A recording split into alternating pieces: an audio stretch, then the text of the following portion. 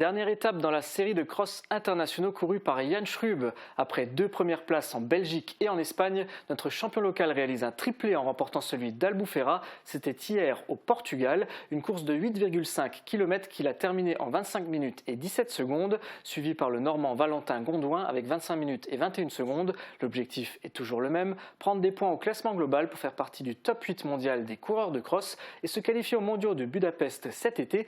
Jan Schrub vise le 10 000 mètres où il avait décroché la médaille de bronze l'année dernière à l'Euro de Munich. Alors justement, est-il qualifié ? Grande question à laquelle il va falloir apporter une grande réponse, Julia. Pour le savoir, il faut bien comprendre comment les athlètes se qualifient. Il existe différents moyens qui sont évoqués sur le site de la Fédération sportive internationale. Le premier, le plus sûr, c'est de réaliser le minima lors d'une course officielle de 10 000 mètres, c'est-à-dire un chrono inférieur à 27 minutes et 10 secondes. Lorsque Jan Schrub a décroché la médaille de bronze à Munich l'année dernière, il avait un temps de 27 minutes et 47 secondes. Il ne vise donc pas le minima. Sur ce tableau, vous pouvez voir tous les athlètes qualifiés grâce à leur chrono, ceux dont le nom est écrit en gras. Il y a à chaque fois leur nom, leur nationalité et le temps réalisé. Il n'y a d'ailleurs aucun athlète français puisque le record de France est de 27 minutes 17. Et on voit beaucoup d'athlètes africains qui sont en dessous de ce temps-là, ces fameuses, c'est 27 minutes et 10 secondes, qui sont en dessous et malgré tout qui ne sont pas qualifiés. Alors pourquoi ?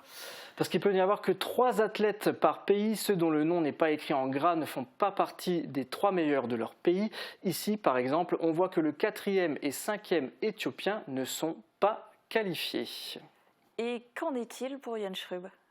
Ne visant pas le minima, Jan Schrub tente de se qualifier en courant 3 crosses internationaux. Sur ce tableau, on voit qu'il se trouve à la 17e place. Au total, il y a 27 places pour les mondiaux de Budapest. En 13e position se trouve le dernier athlète à avoir réalisé le minima sur un 10 000 mètres. Après lui, c'est donc le top 8 mondial de cross qui se qualifie. Si vous regardez bien, Jan Schrub est précédé par 4 athlètes au cross, mais l'un d'entre eux est kényan et il y a déjà 3 Kenyans qualifiés avec le chrono, ce qui veut dire que Jan Schrub est 4e des coureurs de cross et donc il est qualifié pour Budapest. Oui et non.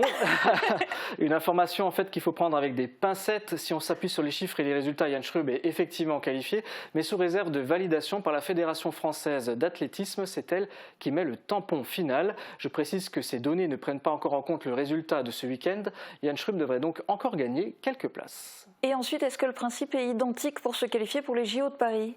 Oui, et comme pour les mondiaux, ce sont les performances réalisées les 18 derniers mois avant la compétition qui sont prises en compte. Dans le cas des JO, 18 mois avant juin 2024. Si on ne peut pas dire aujourd'hui que Jan Schrub est qualifié pour les JO de Paris, il est sûr et certain que les performances qu'il a réalisées à ces 3 derniers crosses vont fortement y contribuer.